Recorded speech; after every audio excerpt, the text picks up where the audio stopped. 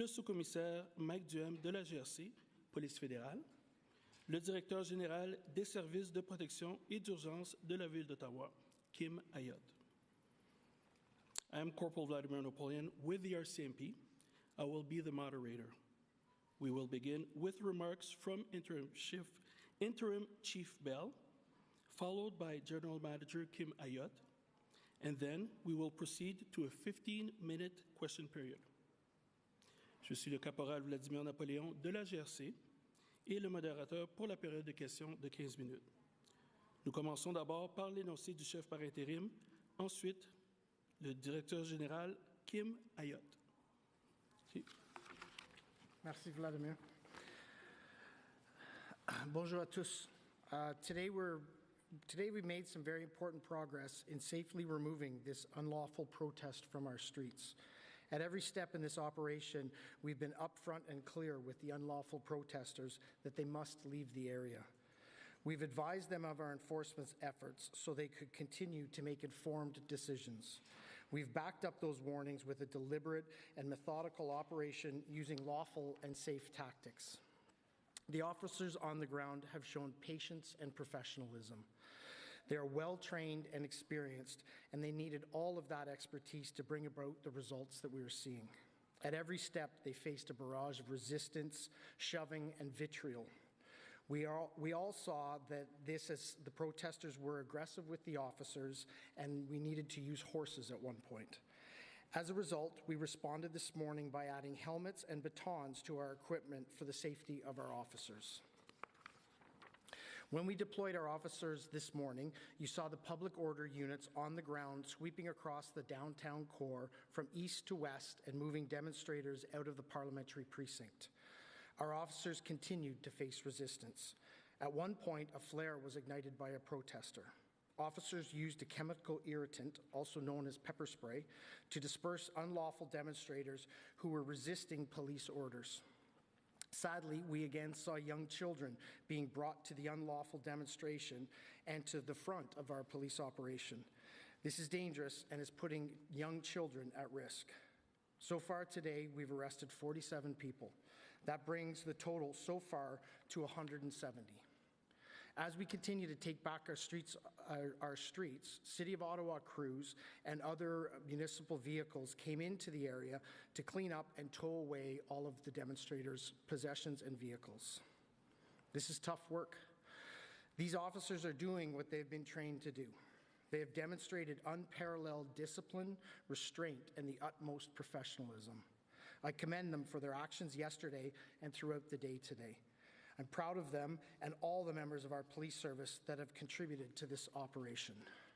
Je suis fier de tous les corps policiers pour leur service à notre communauté pendant cette période difficile. This is an Ottawa-led police joint operation, but this is actually a Canadian effort. We have officers from across the province and country here to help us. Every person supporting this effort is proud to be here. Police have a vital role in our democracy, and this operation shows our institution's commitment and ability to maintain a lawful society. But we could not do this without the support of the community that we serve. All levels of government, the federal, provincial, and municipal, have contributed to this effort, all to support our city and every other community being affected by similar unlawful demonstrations. By working together, we are showing the strength of our democracy. To downtown residents, we are focused on your safety. We are not going anywhere until you have your streets back. We are prepared. We are aware of protesters leaving the parliamentary precinct, moving to surrounding neighbourhoods. We are working with our partners, and we will remove these protesters peacefully from your area. This operation is still moving forward. It is not over, and it will take more time until we have achieved our goals. Following Mr. Ayotte's comments, I'll be available to answer questions. Thank you, Chief Bell. Good afternoon, everyone. Bon après-midi, tout le monde. The City continues to support our police service, who made excellent progress towards ending this occupation. I want to thank the police leadership and every single police officer from the many different forces who are involved in this operation. You are doing great work. I also want to thank and recognize city staff who've been working day and night over the past few weeks under challenging conditions. Whether you're working in public safety, emergency management, in the EOC, or in the NCRCC, whether you're public works, social services, media relations, or working for or in a city facility, whether you're corporate security or behind the scenes in a support capacity, I want to thank you. I specifically want to thank our bylaw officers who've issued over 3,600 tickets, and our fire services, firefighters, and paramedics who are working in the red zone as part of an integration team directly with police special teams, or responding to regular calls within the red zone. To the city leadership team, thank you for your constant support and availability during these difficult times. Je tiens à souligner le travail de tous les employés municipaux qui travaillent sans relâche depuis des semaines. Finally, for the public, you have been strong during this very difficult and unprecedented event. Please know that the city is already supporting activities aimed at restoring the downtown neighborhoods to their normal state. This includes removing debris, garbage, vehicles, clearing snow, installing fences, and repairing any damage left behind by these protesters. Thank you and merci.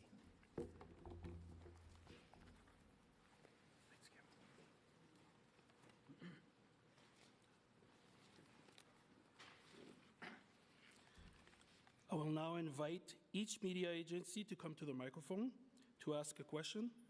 Please ask one question each, starting with your name and the media that you represent. Nous allons maintenant répondre aux questions de chaque organisme média.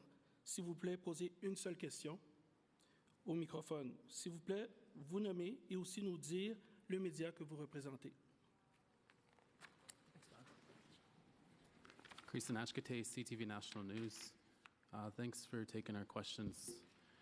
Can you say when will residents have their streets back? Do you have a day in mind as Wellington is now cleared out? So we've been clear from the beginning. This is an extremely large, complex operation. You all understand that because you've been so actively covering and reporting on it since it's begun. We won't commit to any end time because the progress of it needs to be measured, needs to be methodical, needs to be safe and lawful, as we've indicated all the way through. That is how we've approached this protest since we've started. That is how we will approach it until it's completed. I cannot overstate. We are in this until it is over. Every one of our police agency partners has indicated their continued and ongoing support to work with us to finish this unlawful occupation. You have our commitment that we are here until the very end. If I had a choice, it would be right now. And that's why I implore all the protesters who remain there, go home. This occupation is now over. We will continue with our mission until it is complete. And can you explain the chemical irritant that was used against the protesters by police today? What kind of chemical was it, and why was it used? And you also, my other question here that I really need, that's important that I want to squeeze in here is, you talk about the professionalism of police, but with respect, sir, can you explain what appears to be excessive force by police officers when a protester is arrested? There is multiple videos on social media showing police delivering blows with their knee and their fists while the protesters are down. Is this necessary? So I haven't specifically seen the videos you're talking about, but what I can advise you is we do have mechanisms to review all of the arrests. We will absolutely be involved in reviewing arrests to make sure that the lawful amount of force was used as we executed our mission. We've been very clear from the beginning, as this has escalated and as protesters have not heeded the urging, the warnings, and then the direction to leave our streets, that we would need to escalate in our tactics. That is what you're seeing us engaged in to ultimately remove people who are refusing to leave. Hi, Chief Bell, Frédéric with Radio-Canada. So we see that you guys, with the help of your other agencies, have practically gained all of Wellington where Parliament Hill is located. So can you tell us what's the next step into the operation, and Are the forces starting to stretch thin? As you gain terrain, you're going to need more people. So what's the next step in the operation, and maybe how we're doing with officers? So what you've seen, we indicated from the very beginning days, this has been going to be a very deliberate and methodical approach to how we're going to gain back the area and remove everyone to execute the plan we have. We also indicated that we have the resources we need to execute this plan. What you've seen over the past number of days is the execution of that plan with the resources that we need to finalize it. We are approaching areas, our members are taking control of areas, and then we're bringing in crews behind us to remove vehicles, remediate any of the conditions that the protesters, any of the damage the protesters may have done, to make sure that as our citizens get their streets back, they are the streets that they had before this started. We will continue with our plan. We'll continue to move ahead, and I can tell you it is, to this point, going exactly as we had anticipated. Bonjour, question en français, si possible. Andy Saint-André de TVA à Montréal. Est-ce que depuis le début de l'intervention policière d'envergure, la police a saisi des armes à feu? Ou est-elle au courant que des armes se trouvent présentement entre les mains de manifestants? Juste, si vous pouvez répéter votre question en anglais, et puis par la suite, M. Diem va répondre en français. Génial. Have the police seized firearms since the beginning of this major police intervention? So what I can tell you is that we have several criminal investigations ongoing that relate to the seizure of weapons. I don't have specifics on any of those investigations because they're not yet complete and there is no charges resulting from them. When we do have that, we will provide that information. Oui, bonjour. Juste pour la traduction, c'est effectivement, nous avons plusieurs enquêtes en cours. Vous comprendrez que l'événement est très fluide, ça change de jour en jour. Et le chef de police, M. Bell, a mentionné qu'à fur et à mesure qu'on progresse, on fera un bilan de ce qui a été saisi pour votre information.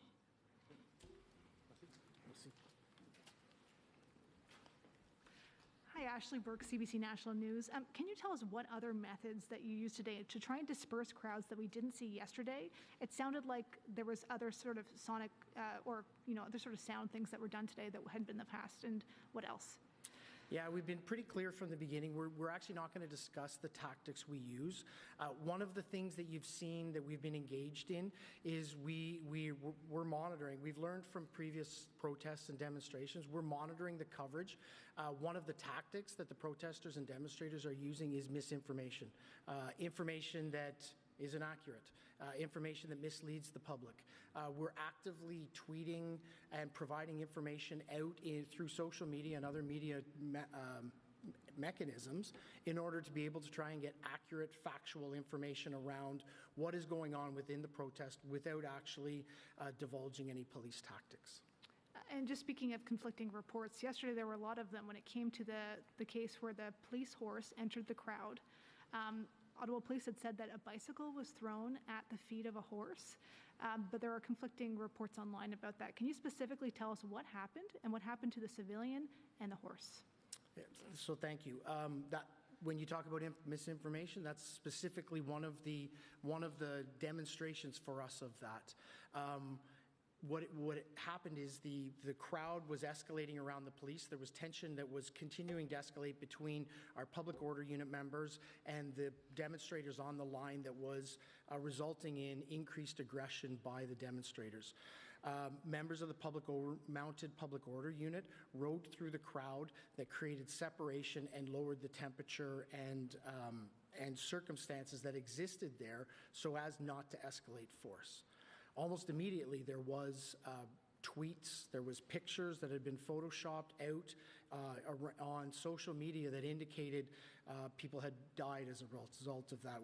The horses had run over somebody with a walker in the crowd. What I can indicate is there was 2 members of the protesters who did collide with the horses. They fell down. They immediately got back up and started to again engage in their protest and demonstration activity. That is one of the circumstances where, as we monitor it, we're identifying misinformation and as quickly as we can providing accurate, real information about what is occurring on the ground. Sorry, but was a bike actually thrown at a horse? Because there are images online that perhaps it was someone else's electronic wheelchair. So we'll have to get more specific information on that for you, and I'll be able to provide more in coming days. Hi, Chief Bell. It's Joanne Quinello from CBC Ottawa Local. You say you've arrested about 170 people since the police action has begun. How many folks have you actually charged? So we're continuing to, one step is the arrest, the next step is the processing and charging of those individuals.